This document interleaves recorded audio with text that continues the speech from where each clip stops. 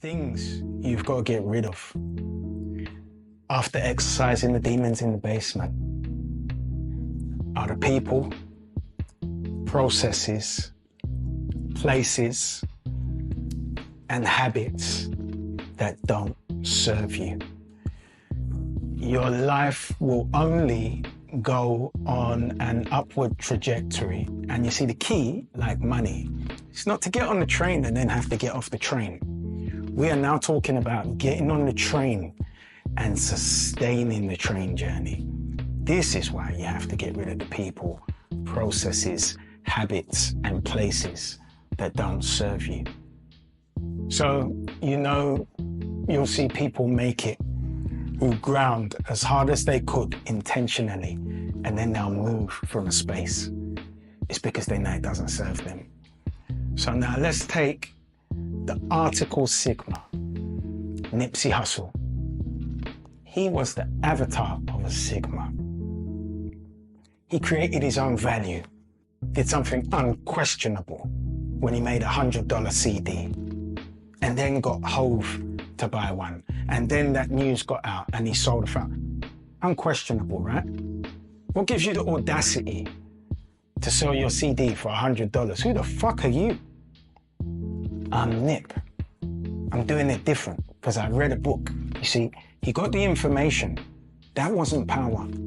You see, the wisdom was in the executing of the information.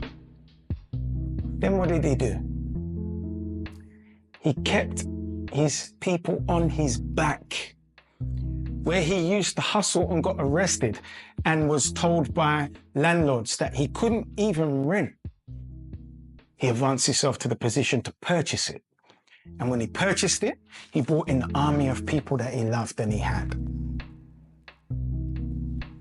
He met Lauren London, who had a child by another artist. Did he care what people thought? Did he say, oh, he's you, and now he's public, and then... No, because he met his soulmate. And he embraced her and the child. And he had his people on his back. And he built a space that Apple didn't have, a tech store, to the level that he built with Idris Sandu. He saw a kid in a Starbucks on his laptop, and his natural curiosity said, who are you and what do you do? He eliminated the characteristics from his life that didn't work. He didn't do one thing. He didn't eliminate the places that were no longer for him, the environments that made him vulnerable. It's very hard to be patient when you expect something, because every 2 minutes you want to check. Every day you want to check. Every week you want to check. You expect a result back. And heaven forbid you don't get it in the duration that you expected to get the result. You might just give in. And herein lies the problem with that.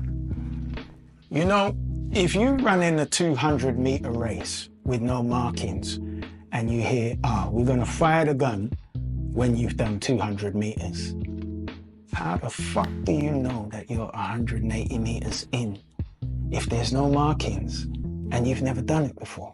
You see, you only got 20 meters left. But so many people give up at the 180-meter yard mark. And do you know why that is? They had too much expectation. Expectation will eradicate your patience. And you're doing something you've never done, that you don't know what looks like if you accomplish it. And also, it may have not been done by somebody who looks like you, Sigma. That don't mean you're not the man to do it. So, if you are running without expectation, you're not looking for the gunshot.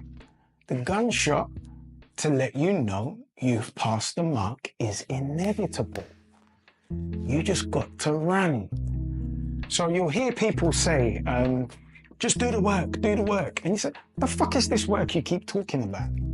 Because everybody says do the work, right? And they don't tell you what it is. This is why I'm breaking it down into segments. First segment, you got to go inside.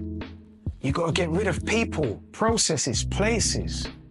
You will stop caring about all of the monkey chatter, what people think of you.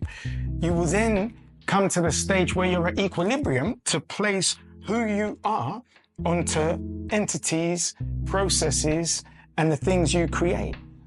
But then you've got to gain this patience and the wisdom of patience that says, let expectation go. Our spirit must be intentional once we recognize it. And that is how everything you desire is born to you. Now, we've heard it called the secret or willing these things to you. And it is. It's not how it is described on the surface. Going below the surface, you need to master your imagination. So when you hear this term, God said, come to me as a child, not as an idiot. We don't need more naive, well-meaning fools. But come to me as a child. You come with the childlike creativity of your imagination and you become emotional about it. And when you can actually feel it, taste it, it's almost at your fingertips. But that's how you start to draw it towards you and you're moving the obstacles in the universe out of the way.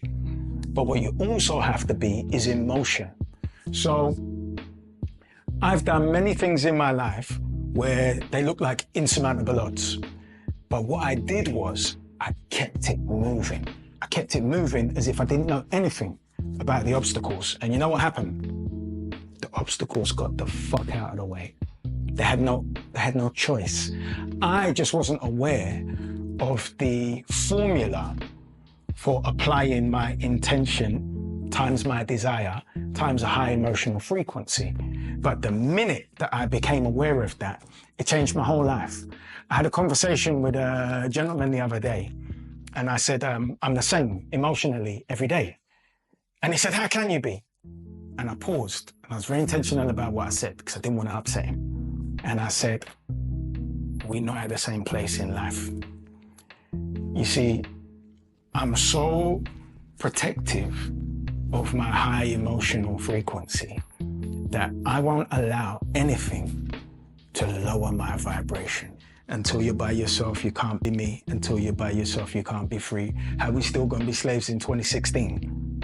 You must be comfortable by yourself. And if you think you're going to become any kind of public figure on this plinth and you're not going to get attacked, you're sorely mistaken. So, what we seek to do is remove all of our vulnerabilities, every single last one of them, so that when we emerge to operate on this floor at the highest level, we are impenetrable. Gossip, attack, barriers and hurdles that we used to have, it's all gone. And then you see just how fast your trajectory towards what you want to accomplish takes place. It's meteoric. If I don't convey the importance of going inside enough, look at a Jay-Z who isn't supposed to exist. Look at these guys who come from the worst of circumstances to the naked eye, who I know frame absolute tunnel vision towards their purpose and accomplish it because there's nothing else in their minds.